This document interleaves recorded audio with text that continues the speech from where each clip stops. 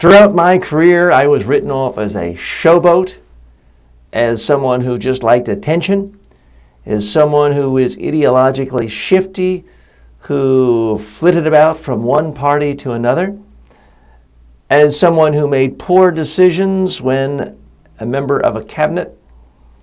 I was someone who, frankly, was written off time after time after time. I spent the entire 30s in the wilderness without much influence at all. But I did one thing longer and better than anyone else.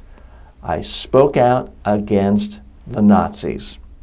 I spoke out against Hitler, and I did it in speech after speech after speech, year after year, better than anyone else.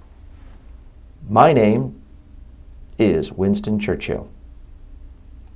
What are we to learn from Churchill? It's that this idea that we're taught of leaders as somehow perfect and wonderful and universally respected at the time and throughout time. No, that's not how it is. Most great leaders were viewed in harshly negative terms by large factions of the public for most, if not all, of their career.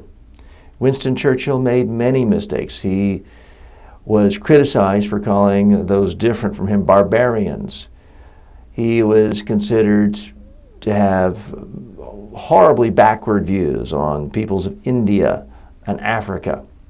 He got many things wrong. He made many poor decisions in cabinet offices that he held before he was prime minister. But he did get one thing right, and that was the danger of fascism, the danger of the Nazis, the danger of Adolf Hitler.